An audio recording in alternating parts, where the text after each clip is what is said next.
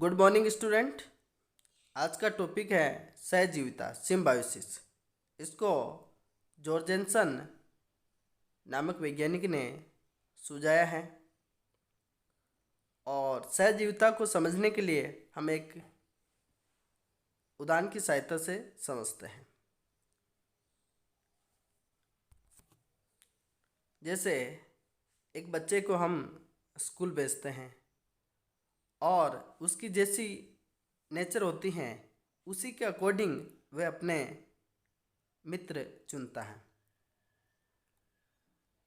अगर उनको शरारत पसंद है तो वो शरारती लोगों के साथ जाना पसंद करेगा, तथा अगर वो पढ़ने में रुचि रखता है तो वो पढ़ने वाले बच्चों के साथ अपना समूह बनाना पसंद करेगा।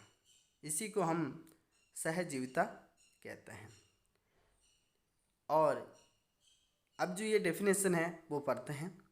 किसी संकुल में अगर सॉफ्ट लिगेंड की उस केंद्र से जुड़ने की प्रवृत्ति होती है जिसमें पहले से ही सॉफ्ट लिगेंड जुड़े हो, तथा हार्ड लिगेंड की उस सेंट्रल एटम से जुड़ने की प्रवृत्ति होती है जिसमें पहले से ही हार्ड लिगेंड जुड़े हो, यानी कि सॉफ्ट लिगेंड है उस सेंट्रल एटम से कंबाइन होने की टेंडेंसी रखता है जिसमें ऑलरेडी सॉफ्ट लिगेंड जुड़े हो, और हार्ड लिगेंड उस सेंट्रल एटम से जुड़ने की टेंडेंसी रखता है जिसमें ऑलरेडी हार्ड लिगेंड जुड़े हो।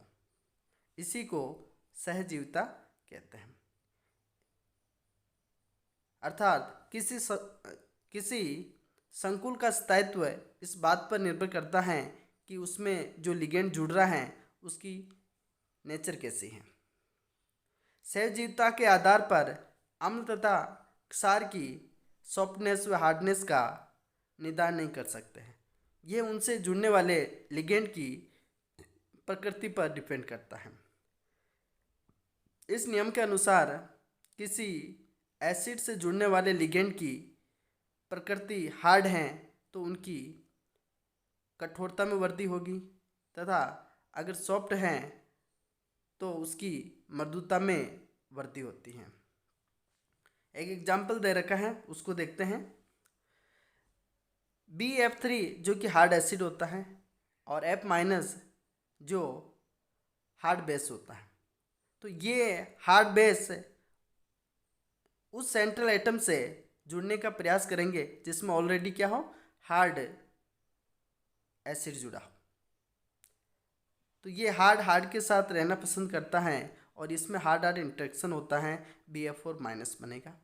इसी तरह से B2S6 इसको हम BH3 लिख सकते हैं, ये डाइमर है, और BH3 और H- जो कि सॉफ्ट होता है और ये भी सॉफ्ट है, तो सॉफ्ट इंटरेक्शन की वजह से BH4- बनता है। यानी कि ये सॉफ्ट हैं तो ये सॉफ्ट लिगेंड उस सेंट्रल एटम से जुड़ना चाहेंगे जिसमें ऑलरेडी सॉफ्ट लिगेंड प्रेजेंट हो। तो इसी को हम सहजीविता कहते हैं। अब सॉफ्ट इंटरेक्शन की वजह से जो कंपाउंड बनता है वो स्टेबल होता है। यहाँ पर स्टेबिलिटी देखते हैं तो BF4- जो कि हार्ड इंटरेक्शन की वजह से स्टेबल होता है। यहाँ पर हमने BF3H जोड़ दिया है, तो यानी कि ये तो हार्ड हो गया और ये सॉफ्ट है, तो ये अनस्टेबल होता है।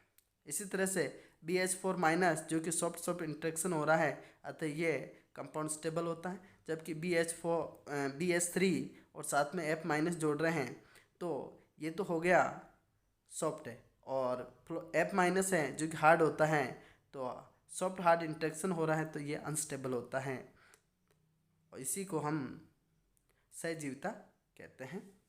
अगला टॉपिक देखते हैं हम, लिमिटेशंस ऑफ HSAB कॉन्सेप्ट की। जो HSAB कॉन्सेप्ट है उनकी सीमाएं क्या है वो देखते हैं हम। ये लास्ट टॉपिक है। इस सिद्धांत के अनुसार हार्ड एसिड और सॉफ्ट एसिड और सॉफ्ट बेस तथा हार्ड एसिड और हार्ड बेस की व्याख्या नहीं कर सकते हैं।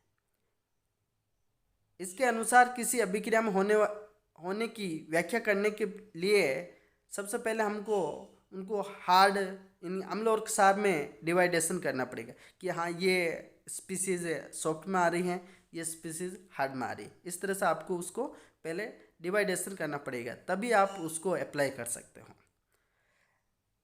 HSAB कॉन्सेप्ट के आधार पर ऐसी बहुत सारी रिएक्शनें हैं जिनको हम एक्सप्लेन नहीं कर सकते हैं, उनकी व्याख्या नहीं कर सकते हैं।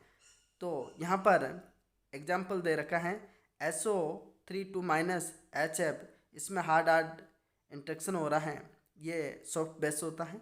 तो इनकी जब आप रिएक्शन करवाते हो तो HSO3- हार्ड सॉफ्ट इंट्रैक्शन होता है जो कि अनस्टेबल होना चाहिए, लेकिन ये रिएक्शन होती है, स्टेबल होती है। तो इसको ये HSAB कॉन्सेप्ट एक्सप्लेन नहीं कर सका। इसी तरह से OH- जो कि हार्ड बेस होता है और CH3SgSO3 जो कि सॉफ्ट बेस हैं, और ये रिएक्शन इसके अकॉर्डिंग देखें HSB कॉन्सेप्ट के अकॉर्डिंग तो ये नहीं होती है, फिजिबल नहीं है, लेकिन ये रिएक्शन होती हैं। इनको हमने एसिड बेस स्ट्रेंथ के आधार पर एक्सप्लेन किया था। यहाँ पर जो स्ट्रॉन्ग बेस होता है वो वीक बेस को रिमूव कर देता है, उसी के आधार पर हमने एक्सप्लेन किया था। तो इसमें HSAB के अनुसार ये रिएक्शन नहीं होती है, लेकिन इनको ये एक्सप्लेन नहीं कर पा रहा था।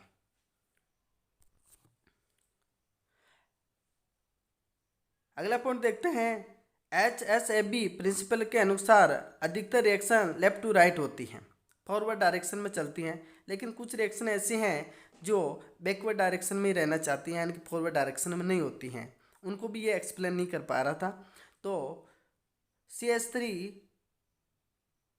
कैडमियम OH, ये जो कंपाउंड है ये सॉफ्ट हार्ड है, ये जो समूह ग्रुप है वो सॉफ्ट एसिड का काम कर रहा है। OH- रहेगा जो कि हार्ड बेस का काम करता है, और SO3 - सॉफ्ट बेस होता है।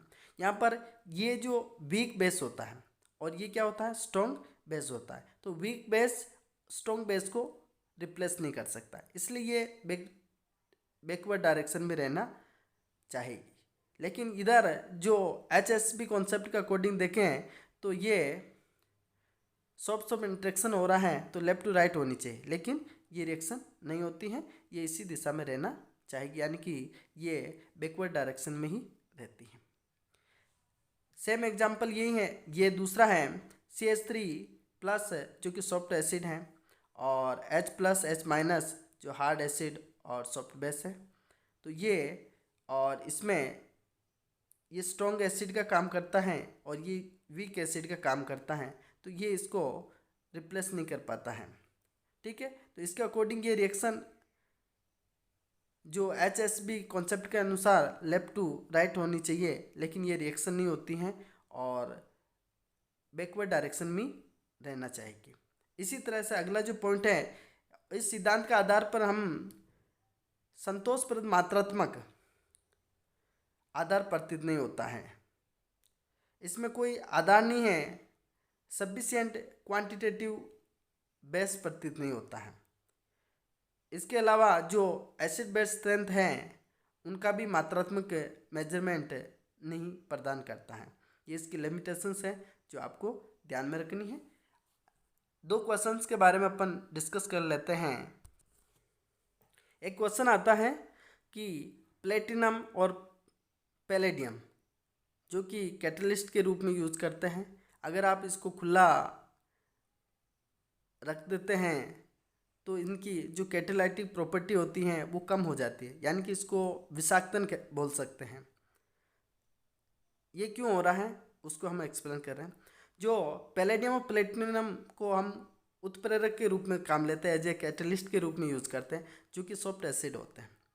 जो अपनी एनवायरनमेंट है इसमें कार्बन मोनोऑक्साइड हुआ, फॉस्फिन हुआ, आर्सिन हुआ, अनसैचुरेटेड हाइड्रोकार्बन हुए जैसे ओलिफिन है, ये क्या करते हैं कि जो पैलेडियम प्लेटिनम जो कि कैटलिस्ट का काम कर रहे हैं और उनकी जो सरफेस होती हैं उनके एक्टिव उनके साथ में ये बॉन्डिंग बना लेते हैं, क्योंकि ये सॉफ्ट एसिड हैं और COPH3 जो हैं ये क्या होते हैं कि हार्ड सॉफ्ट बेस होते हैं, ये सॉफ्ट बेस होता है। इस वजह से ये क्या करेंगे, इनके साथ में अच्छे से बॉन्डिंग कर लेते हैं, एक स्थायी कॉम्प्लेक्स का निर्माण कर लेते हैं। तो इसकी जो उत्प्रेरण की क्षमता है इन धातुओं की घट जाती है। तो यहाँ पर इनको लिखा गया है, पैलेडियम तथा प्लेटिनम उत्प्रेरक का कार्य करते हैं, अर्थात वायुमंडल में CO तथा PH3 मृदु क्षार होते हैं, सॉफ्ट बेस होते हैं, जो कि वायुमंडल में मुक्त अवस्था में पाए जाते हैं और यह धातु से क्रिया करके स्थायी संकुल का निर्माण करते हैं। यहाँ पर पैलेडियम और प्लेटिनम जो कि सॉफ्ट एसिड होते हैं और कार्बन मोनोऑक्साइड हैं जो कि सॉफ्ट बेस हैं, आपस में सॉफ्ट सॉफ्ट इंटरेक्शन होगा तो एक स्थायी कॉम्प्लेक्स का निर्माण करेगा। इसलिए इनकी जो प्लेटिनम या पैलेडियम है उनकी जो एक्टिव सरफेस होती हैं वो फुलफिल्ड हो जाती है, बढ़ जाती है और ये अगली रिएक्शन करने के लिए तैयार नहीं रहते हैं, इसलिए ये विषाक्तन हो जाते हैं, इनकी क्रियाशीलता घट जाती है। इसी तरह से दूसरा जो क्वेश्चन है, कारण स्पष्ट कीजिए कि RH जो कि बॉर्डर लाइन का है और NH3SCN6 जो कॉम्प्लेक्स है ये, और इसके बाद दूसरा जो ये कॉम्प्लेक्स दे रखा है कि अपेक्षा कम स्थायी होता है। क्यों? क्योंकि इसमें हार्ड और सॉफ्ट इंटरेक्शन हो रहा है और इसमें हार्ड इंटरेक्शन हो रहा है, इसलिए ये वाली स्पीसीज, ये जो कंपाउंड है वो ज़्यादा स्टेबल होता है। और इसी तरह से दूसरा जो एग्जाम्पल है COCN5SN6, ये स्ट्रॉन्ग सॉफ्ट इंटरेक्शन होने की वजह से ये जो कॉम्प्लेक्स है ज़्यादा स्टेबल होता है और इसमें ये सॉफ्ट है, ये वाली जो है ये सॉफ्ट है जबकि ये हार्ड होता है। ठीक है, और इनकी वजह से ये सॉफ्ट हार्ड इंटरेक्शन होने की वजह से ये जो कॉम्प्लेक्स है वो थोड़ा अनस्टेबल होता है। तो इस तरह से आप इनको एक्सप्लेन कर सकते हो।